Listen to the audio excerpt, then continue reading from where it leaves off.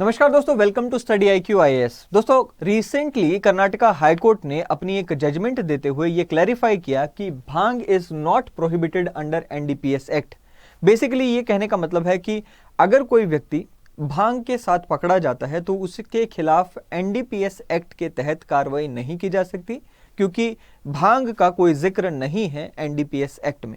आज के अपने इस सेशन में हम जानेंगे इस केस के बारे में और साथ ही में जानेंगे कि NDPS में अगर भांग प्रोहिबिटेड होती तो उसके लिए क्या सजा होती और जो जो चीजें प्रोहिबिटेड हैं उनके लिए क्या क्या सजा का प्रावधान है, क्योंकि ये एक्ट एक स्पेशल एक्ट है और ये एक्ट हमेशा चर्चा का विषय बना ही रहता है। इसलिए ये हमारे लिए जरूरी हो जाता है कि इसके बारे में हमें जानकारी हो। तो चलिए शुरू करते हैं। सबसे पहले तो दोस्तों, अगर आपने अभी तक स्टडी IQ जुडिशरी को सब्सक्राइब नहीं किया तो फटाफट से कर लीजिए, क्योंकि ये जितनी भी जजमेंट्स होती हैं, इंपॉर्टेंट जजमेंट्स होती हैं, वो सारी की सारी डिस्कस की जाती हैं इस चैनल पर रेगुलरली। चलिए, और दूसरी बात ये कि अगर आप या आपके कोई आसपास जुडिशरी की तैयारी कर रहा है तो उसे आप जरूर बताएं कि स्टडी IQ जुडिशरी की तरफ से आज यानी कि 31 अगस्त के दिन आखिरी दिन है फ्लैश सेल का, जिसमें आपको जुडिशरी का कोर्स 19,999 रुपए के प्राइस पर दिया जा रहा है। साथ ही में डबल वैलिडिटी यानी कि 1 साल का कोर्स आपको 2 साल के लिए प्रोवाइड होगा। करना क्या है, CHAND चांद जुड का ये कोड अप्लाई करना है और आप इस कोर्स का बेनिफिट उठा सकते हैं। चलिए अब बात करते हैं इस केस की। बेसिकली इस केस का नाम था Roshan Kumar Mishra versus state of Karnataka. अब इस केस में हुआ क्या था, बेसिकली जो रोशन कुमार मिश्रा थे उन्हें अरेस्ट किया गया था और उनकी पोजीशन में क्या क्या मिला था, 29 किलोग्राम्स ऑफ भांग और 400 ग्राम उनकी पोजीशन से गांजा मिला था। अब वो काफी समय से, लगभग 2 महीने से कस्टडी में है और उन्होंने अपनी बेल एप्लीकेशन लगाई थी। इस बेल एप्लीकेशन जो है फाइनली कहां आती है, हाई कोर्ट के पास आती है और कर्नाटका हाई कोर्ट में जो पिटिशनर काउंसिल थे उन्होंने कहा कि bhang is a drink normally sold in lassi shops in north India and is used during Shivratri festivals also. Council further argued that it is not banned drink under the NDPS act. तो ये जो रोशन कुमार थे उनके वकील ने यह आर्ग्यूमेंट दिया कि सर ये तो एक बहुत ही नॉर्मल सी ड्रिंक है जो कि लस्सी शॉप में आमतौर पर भारत में, नॉर्थ इंडिया में खास करके मिल जाती है और इसे कहीं पे भी NDPS में स्पेसिफिकली बैन नहीं किया गया।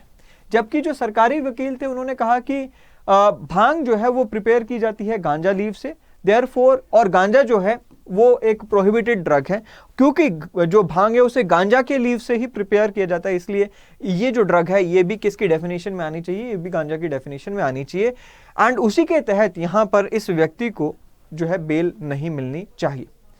ऑनरेबल हाई कोर्ट ने इस कंटेंशन को मानने से मना कर दिया, ये कहते हुए कि कोई साइंटिफिक प्रूफ लेकर आओ जिसके बेसिस पे ये प्रूव हो सके कि गांजा के लीव से ही भांग बनती है। Otherwise there is no mention of bhang in the NDPS act. इसलिए हम ये कंटेंशन को मान नहीं सकते हैं और इस बेसिस पर हम इनकी जो बेल एप्लीकेशन है उसे रिजेक्ट नहीं करेंगे। तो ये पूरा केस था। So bench primarily relied on the judgment. इसमें 2 जजमेंट्स का भी सहारा लिया गया। एक तो है Madhukar versus the state of Maharashtra 2002 की और दूसरी है Arjun Singh versus state of Haryana. इन दोनों जजमेंट्स में भी भांग को NDPS की कैटेगरी में लाने से मना कर दिया गया था, नहीं माना गया था। चलिए अब NDPS एक्ट के बारे में हम थोड़ा सा जान लेते हैं। बेसिकली NDPS एक स्पेशल एक्ट है। सबसे पहले तो स्पेशल एक्ट कौन से होते हैं, वो सारे कानून जो कि एक स्पेसिफिक मुद्दे से डील करते हैं उन्हें हम स्पेशल एक्ट्स कह देते हैं, जैसे कि NDPS इटसेल्फ जो कि ड्रग्स के जुड़े हुए मुद्दों से डील करता है। नाउ द एक्ट प्रोहिबिट्स, इसमें क्या क्या प्रोहिबिटेड है, uses, production, cultivation, possession, trafficking of any type of narcotic and psychotropic substances. So ये जो एक्ट का प्रिएम्बल है उसमें बहुत ही वाइड वे में बताया गया है कि सिर्फ एक आधी एक्टिविटी नहीं है, नार्कोटिक एंड साइकोट्रॉपिक सब्सटेंसेस से जुड़ी हुई हर वो एक्टिविटी जिसमें चाहे वो यूजेज हो, चाहे वो उसका प्रोडक्शन हो, चाहे वो इंपोर्ट एक्सपोर्ट हो, सभी कुछ इसमें प्रोहिबिटेड है। और ये एक्ट लागू कहां कहां होता है, ये पूरे भारत में लागू होता है। सभी भारतीय नागरिक जो कि भारत के बाहर भी जाकर कुछ NDPS के अंडर प्रोहिबिटेड एक्टिविटी करते हैं उन पर ये एक्ट लागू हो जाता है। एंड साथ ही में वो सभी शिप्स या एयरक्राफ्ट जो कि भारत में रजिस्टर्ड हैं, वो कहीं मर्जी जाएं, अगर उनके ऊपर कोई ऐसी एक्टिविटी परफॉर्म की जाती है जो कि NDPS एक्ट के तहत प्रोहिबिटेड है, उन पर भी, उन सभी लोगों पर ये एक्ट लागू होगा। आपने देखा होगा कि पहले एक बहुत बड़ा पिछले साल ही लगभग एक बहुत बड़ा मामला भी उठा था जहां पर एक बॉलीवुड स्टार के बेटे को पकड़ा गया था इस आरोप में कि उन्होंने कुछ ड्रग्स का इस्तेमाल किया था शिप पे। नाउ बेसिकली उसमें एनडीपीएस एक्ट लागू होता है। रीजन बिकॉज कि वो जो शिप था वो इंडियन रजिस्टर्ड शिप था और वो शिप भारत की टेरिटरी में भी था, वो 12 नॉटिकल माइल्स के अंडर भी था, ठीक है। तो ये भी एक कारण है। चलिए, सो नार्कोटिक और साइकोट्रॉपिक, ये दो सब्सटेंसेस का जिक्र किया गया है। अब इसमें क्या डिफरेंस है थोड़ा सा समझ लेते हैं, ये समझना भी बहुत जरूरी है। देखिए, जो नार्कोटिक सब्सटेंसेस होते हैं basically these are the substances which relieves the pain and which induces profound sleep. आपने देखा होगा कि कई सारी ऐसी दवाइयां भी होती हैं जिन्हें बैन कर दिया जाता है, रीजन बीइंग कि उसमें काफी सारा नशा होता है जिसकी वजह से नींद आती है ना। ये जो नार्कोटिक सब्सटेंसेस होते हैं बेसिकली इसमें Coca leaves, cannabis, opium, Poppy straw, ये सभी आ जाता है। और इनमें क्या होता है कि आपको जो दर्द होता है उससे रिलीफ मिलता है इनका कंजम्पशन लेने से, और नींद की तरफ आपकी बॉडी को ले जाता है। अगर इनकी ओवरडोज हो जाए तो कोमा जैसी परेशानी का भी सामना करना पड़ सकता है। नार्कोटिक सब्सटेंसेस में दोनों plant based and synthetic narcotics आ जाते हैं। जैसे प्लांट बेस्ड की अगर हम बात करें, ओपियम, हेरोइन और कोडीन आ जाते हैं, और अगर हम सिंथेटिक की बात करें तो कैनबिस, कोकेन, कोका, ये सब आ जाता है। फिर बात करते हैं साइकोट्रॉपिक सब्सटेंसेस की, जो कि नार्कोटिक से डिफरेंट है। नार्कोटिक में हमने क्या देखा कि आपकी बॉडी को रिलीफ मिलता है पेन से या फिर नींद की तरफ आपको ले जाता है, जबकि साइकोट्रॉपिक सब्सटेंसेस आपके मूड में बदलाव ले आते हैं। नॉट नेसेसरी कि वो आपको नींद की तरफ लेके जाएंगे, बट आपका मूड एकदम चेंज हो जाता है। उसमें कई बार हमें देखने को मिलता है कि जैसे कैफीन की बात करें तो कैफीन अगर आप बॉडी में इंड्यूस करते हैं तो आपका मूड बहुत ज़्यादा एक्टिव हो जाते हो आप, और बहुत ही ज़्यादा एक्टिव होकर काम करते हो। इसी तरह से मैरिजुआना हो गया एंड निकोटिन हो गया, ये सभी जो ड्रग्स हैं जो साइकोट्रॉपिक सब्सटेंसेस की ड्रग्स में आते हैं, वो आपके mood, awareness, thoughts, feelings, behaviour, इन सब में बदलाव लेकर आते हैं। आपके मूड को बहुत ही ज़्यादा सैड भी बना सकते हैं, बहुत ही ज़्यादा हैप्पी भी बना सकते हैं। आपकी फीलिंग्स, सैड फीलिंग्स भी इंड्यूस हो सकती हैं, हैप्पी फीलिंग्स भी इंड्यूस हो सकती हैं। आपके थॉट्स के ऊपर आपका कंट्रोल ही ना रहे या बहुत ही स्लो हो जाएं आपके थॉट, ये सारी तरह की एक्टिविटीज़ ये आपके मूड में चेंज देखने को मिलते हैं। इन्हें हम साइकोट्रॉपिक सब्सटेंसेस बोलते हैं। एंड इसमें क्या क्या आ गया, अल्कोहल आ गया, कैफीन, निकोटिन, मैरिजुआना, ये सारे प्रोडक्ट्स इसमें आ जाते हैं ना। चैप्टर 4 जो है एनडीपीएस एक्ट का, उसमें वेरियस ऑफेंसेस को डिफाइन किया गया है और उनके लिए क्या क्या पनिशमेंट्स या पेनल्टीज हैं वो डिफाइन की गई हैं। चलिए बात करते हैं चैप्टर 4 की। सबसे पहले तो जो ऑफेंसेस हैं उसकी कैटेगरी बहुत बड़ी बनाई गई है।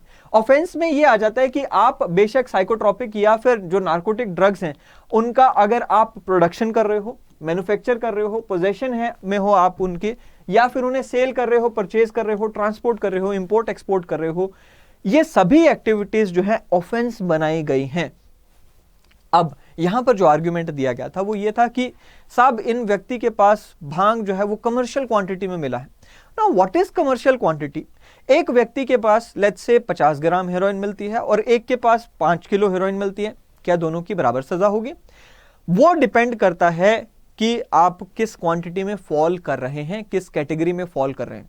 सो बेसिकली क्या किया गया है, यहां पर 3 कैटेगरीज बनाई गई हैं क्वांटिटीज की, एंड अगर आपका ड्रग जो आपके पास पाया गया है या जो प्रोड्यूस कर रहे हैं, यूज कर रहे हैं, वो इन तीनों में से जिस कैटेगरी में फॉल करेगा उसके बेसिस पर आपको पनिशमेंट मिलती है। सो सबसे पहले 3 क्वांटिटी कौन सी हैं? स्मॉल क्वांटिटी है, फिर आती है सबसे स्मॉल क्वांटिटी सबसे लोअर लेवल पे हो गई, कमर्शियल क्वांटिटी सबसे हायर लेवल पे हो गई, एंड फिर एक मिडिल रेंज आ जाती है जो कि more than small quantity and lesser than commercial quantity हो जाता है। सो स्मॉल क्वांटिटी अगर कोई ड्रग किसी के पास पाया जाता है तो उसको RI यानी कि रिग्रेस इंप्रिजनमेंट 1 साल तक की एंड 10,000 रुपए फाइन या फिर दोनों लगाए जा सकते हैं, या फिर इनमें से एक लगाया जा सकता है। अगर कमर्शियल क्वांटिटी है किसी ड्रग की तो उसे RI 10 to 20 ईयर्स और फाइन 1 से 2 लाख रुपए लगाया जाएगा। अगर कोई व्यक्ति इन दोनों के बीच में कोई क्वांटिटी लेकर जा रहा है तो उसके लिए rigorous imprisonment up to 10 years plus fine 1 lakh रुपए का उस पर लगाया जा सकता है। ना सवाल ये उठता है कि क्या कमर्शियल क्वांटिटी या स्मॉल क्वांटिटी सभी ड्रग्स के लिए बराबर होगी? फॉर एग्जाम्पल अगर पॉपी हस्क की बात करें, 10 किलो भी हो सकता है, 20 किलो भी हो सकता है, लेकिन and it is very much possible, feasible कि एक व्यक्ति 20 किलो पॉपी हस्क लेकर जा रहा हो। But at the same time अगर हम हेरोइन की बात करें, वो बहुत ही ज्यादा एक्सपेंसिव ड्रग है और बहुत ही कम मात्रा में भी बहुत ज्यादा असर होता है।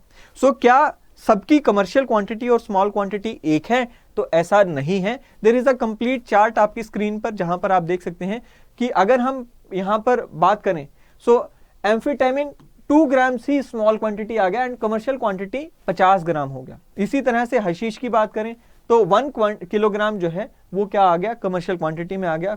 कोकेन की बात करें तो 2 ग्राम्स स्मॉल क्वांटिटी में आ गया, 100 ग्राम्स क्या आ गया, वो कमर्शियल क्वांटिटी में आ गया। गांजा की अगर बात करें 1 किलो जो है वो स्मॉल क्वांटिटी है, यानी कि अगर 1 किलो से कम अगर किसी के पास गांजा पाया जाता है तो वो small quantity. And small quantity के लिए सजा क्या है, 1 साल minimum maximum rigorous imprisonment and 10,000 रुपए तक का उसके ऊपर फाइन लगाया जा सकता है। इसी तरह से हीरोइन जो है वो 5 ग्राम स्मॉल क्वांटिटी है एंड 250 ग्राम जो है वो कमर्शियल क्वांटिटी है। सो ये सारी यहां पर हमें देखने को, इसी तरह से जैसे पॉपी स्ट्रॉ की मैंने बात की, 1 किलो जो है वो कमर्शियल क्वांटिटी स्मॉल क्वांटिटी है एंड 50 किलो जो है वो कमर्शियल क्वांटिटी है। तो ये सारी यहां पर हमने जो है क्वांटिटीज देखी, किस तरह से क्लासिफिकेशन की गई है और उस क्लासिफिकेशन के बेसिस पर किस तरह से सजा का प्रावधान है एनडीपीएस में, ये मैंने आज आपके साथ डिस्कस किया। आई होप कि आपको ये पूरा जो कंसेप्ट समझ आया होगा। अगले सेशन में फिर एक बार मिलेंगे। Till then thank you and have a great day ahead.